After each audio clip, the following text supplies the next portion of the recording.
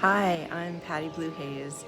I moved to Panama in 2019, and the reason that I left the United States was mostly financially driven and motivated. I had a change in financial status after a divorce, and my self-employment income when I was projecting into the future just really wasn't going to be enough to support the kind of lifestyle that I wanted to live, which was a quality lifestyle with some free time. I didn't want to work 3 jobs and have to have 6 roommates and eat top ramen. So I had about 2 years where I started exploring different countries as possibilities of where to live.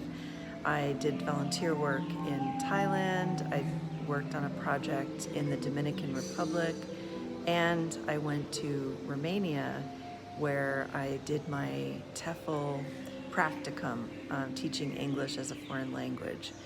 And all great experiences, but none of the places really felt like I could see myself living there. Thailand would be really hard to learn the language.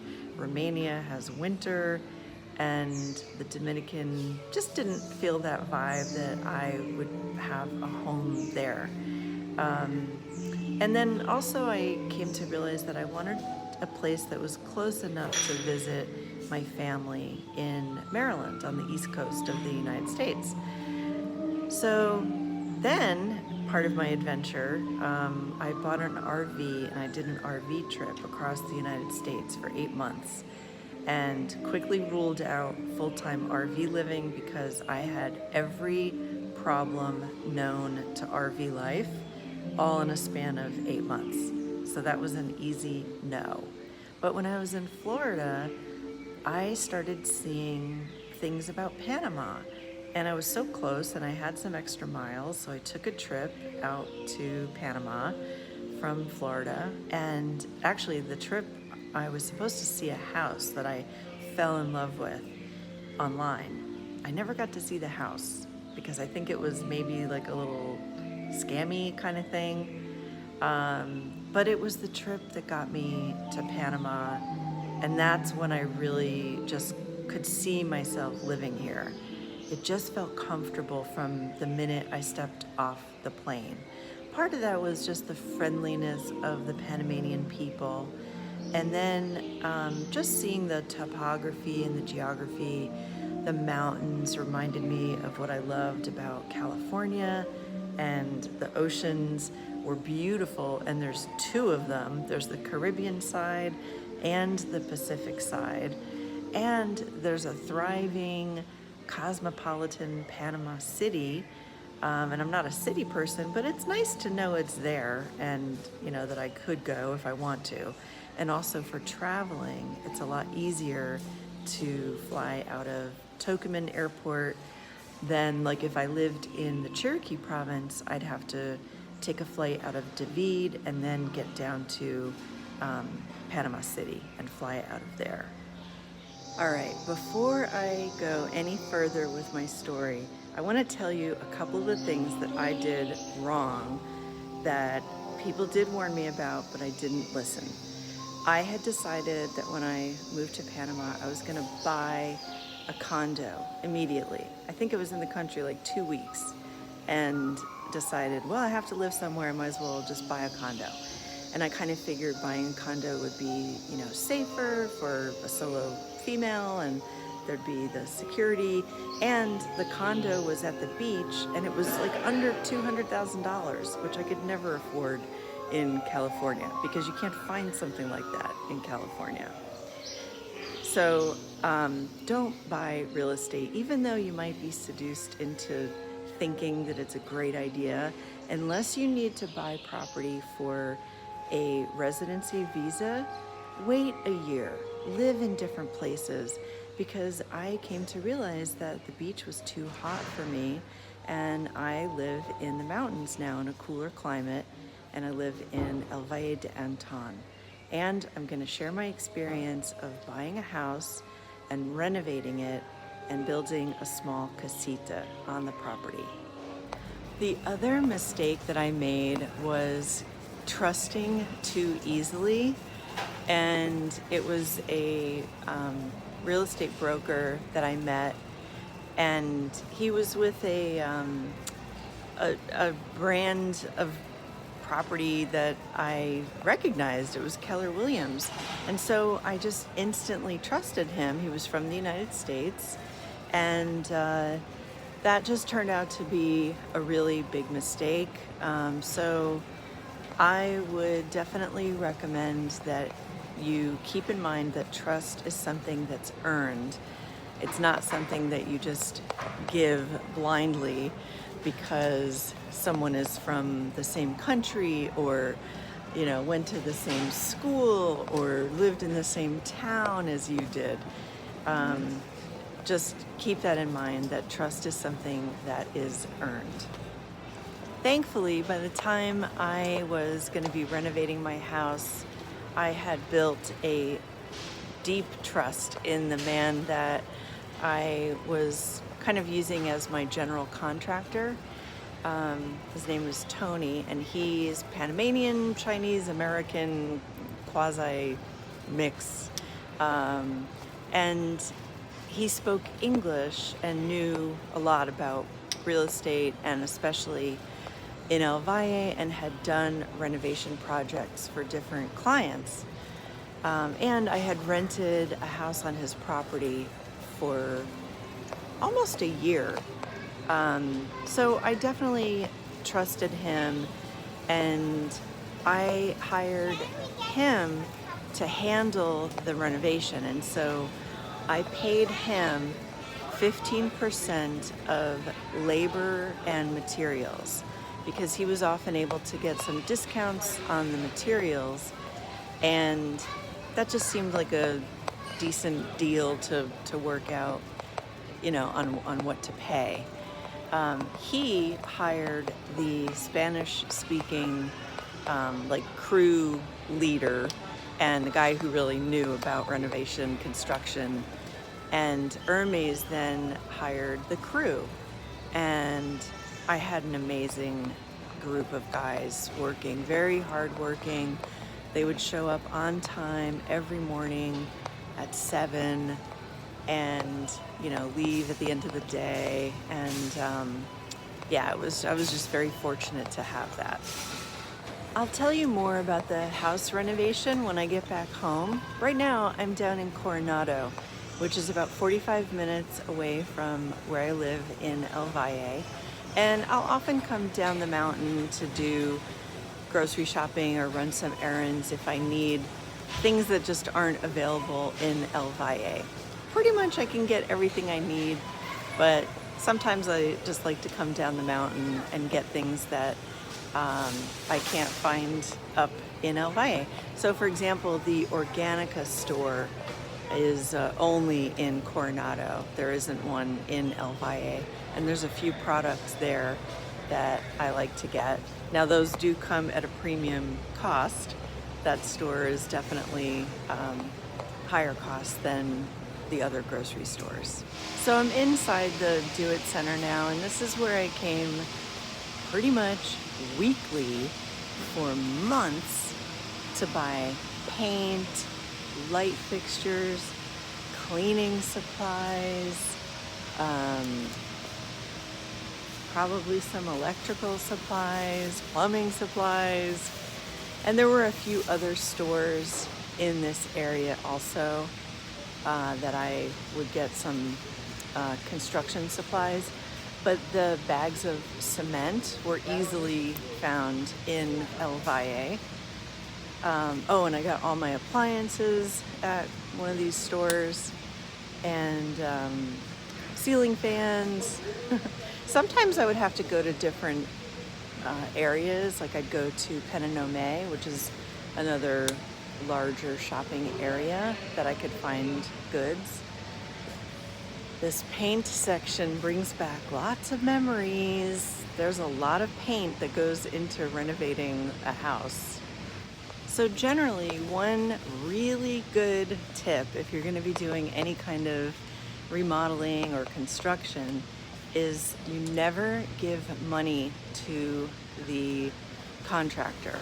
You go and pay for the materials yourself, and have them delivered to the site, and make sure that you're there at the site to receive the delivery. What I did was I set up permission for Hermes to get materials from a local ferreteria, local hardware store. And then Tony and I would go over it every few weeks, and we looked at it itemized to make sure that everything that he purchased was showing up at the house, and it was. Another piece of advice that I've heard is that if you have tools that you use and you like to do projects, bring your tools. The tools here may be of a different quality, and you know how it is with tools. You get used to something, the way it works, and I think if you're going to regret not bringing it, it's worth bringing it. I'm just very happy that the renovation is done. And nobody even really wore a hard hat on the site. Very different from where it might be done in the States or Canada. Well, I'm home, and I had big plans to be outside and talk to you while I was in my yard, but you can see why that's not going to happen. So I'm going to show some overlay images and video as I just tell you briefly about the story of getting my house. I have a lot more videos on my YouTube channel, Patty Blue Haze, and there's a lot of information just about my experience living in Panama. So I was in like the $250 and under budget, and in El Valle that was pretty low. In El Valle, it's a very wealthy community. A lot of wealthy Panamanians have their weekend estate homes here. And because it's in an extinct caldera of a volcano, there's only so much land that's available. So the prices tend to be a little higher. I was looking on Encuentra 24. It's kind of like a Craigslist type of publication. And I happened to see a house that I thought was so ugly and hideous. And I thought, who the heck is going to buy that house? Well, turns out I did. I was driving around town and I happened to see the view from the yard. I recognized it from the picture. And I loved the view of the yard, so I pulled into the property and I saw that the house actually had really good bones. There was a lot of, strong, sturdy steel. There was a high quality roof and good, solid concrete. But in the pictures, there was just a lot of like bamboo and this weird tile, and it just looked like a teenager had made a tree house. But it actually did have good bones, and I could see the potential. And when I finally got to come inside, everything just kind of started to fall into place of what I could do. And of course, that changes over time. As you can see from the pictures and video, this was a pretty significant renovation, and including a big renovation of extending the roof line, changing the whole roof line to go up. So the property was listed at $149. The owner had died and the two daughters were not living in Panama. And so I think that I think it was just something that was a little bit of a hassle and a headache to deal with. I ended up paying $122 for the property, a little more than land value, just for the existing steel, concrete, roof. There was a connection to power and there was a connection to water and a septic tank, but the electrical system, everything was just really connected with this big web of extension cords, and there were no stairs. These stairs right here, we put them in because the only way to get up or down was by a ladder or this mechanical lift that the owner had put in. So it was a house that wasn't going to appeal to most people. I think my renovation number is accurate. About $150,000 put into the renovation and building a brand new casita. It's about 600 square feet, a one-bedroom that I have on Airbnb. And the container that was in that space, I use as my garden deposito. So that has, tools in there and garden supplies and a bunch of stuff that I should probably clean out one of these days. Since the house had kind of an industrial vibe, I figured I'd go for industrial tropical. So I just wanted to have the exposed concrete and polished concrete floor, which was a little bit of a challenge. They hadn't really done something like that before, and there was a tiny bit of miscommunication about that the walls were not going to be painted, but I think it turned out really great. And I have to say, the crew was just absolutely fabulous, very hardworking, conscientious, and showed up every day. Sometimes I look back and I think I must have been crazy to do this big project, but it was incredibly gratifying and probably one of the more creative things I've ever done, and I absolutely loved it. Let's take a look upstairs and see what I did up there and the big difference that the roof line made. Since the images are pretty self-explanatory, I figured I'd take this time to tell you about my monthly household expenses. You might be surprised to know that a lot of people don't bother getting home insurance in Panama because with everything made of concrete and steel, and there's really very, very low threat of any kind of fire danger, I don't bother to have homeowners insurance. If something breaks or goes wrong, I'm going to fix it. Is that risky? Possibly, but it's a risk I'm willing to take. My electricity bill for my house and the casita is around $75 a month.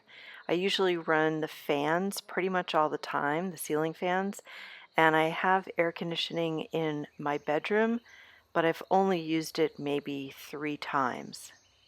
My water is supplied by Edan, which is one of the main water companies, the municipal water company, and my monthly bill is $4.26, and that's including my jubilado discount. That's the discount I get for being over 55. And my propane gas tanks are $5 to replace. I have the smaller tanks because they're subsidized by the government to only be $5. Some larger houses have large tanks where the company will come and fill up the tank, but I can either have a tank delivered to my house or I can go and pick one up and exchange the empty tank for the new one. They last a good number of months. Probably the dryer is the thing that takes up the most propane. Certainly not the stove, because I don't cook that much.